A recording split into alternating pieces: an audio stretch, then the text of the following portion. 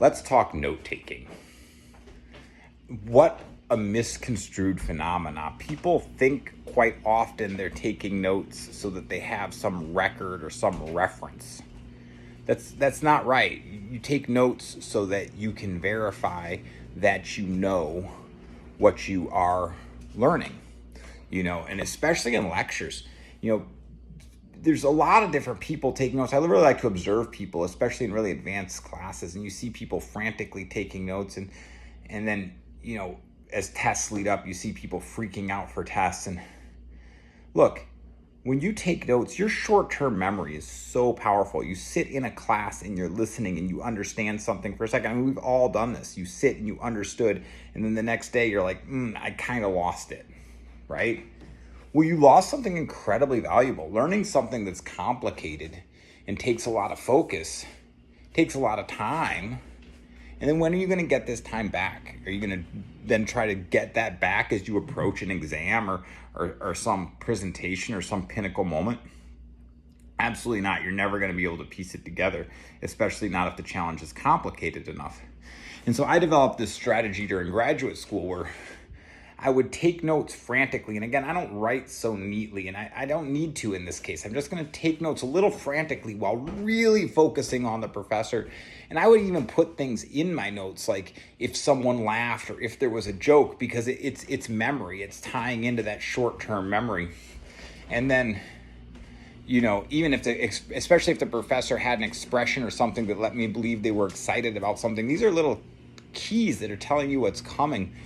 And so all this kind of ends up in the notes in a lot of shorthand. And I have little symbols that I put that represent and mean things to me that, especially regarding what other people have done or said. But if I walk out of class and just go away, I mean, I have a lot of people in graduate school really felt that was quite rude. And I don't really care. I walk out of class and I go straight to my office. I am going to my office and I have another notebook. And I take the notebook that I just took notes in and I recopy all of them. I mean, absolutely with meticulous detail. It takes as long as the class did. And I try not to book classes back to back for that reason, but sometimes you do get caught.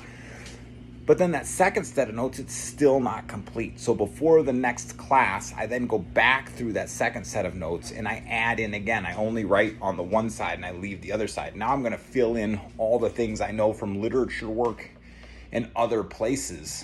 So on the left side of each page is my recopied notes from class, but on the right side is any extra information or anything I think ties in or where I think it's going or where things came from. And so I end up with this really rich set of documents. And then I actually go back and underline and highlight and do all those things as well. I try to categorize information by, like, if it's sets of equations or if it's some sort of memorization type information.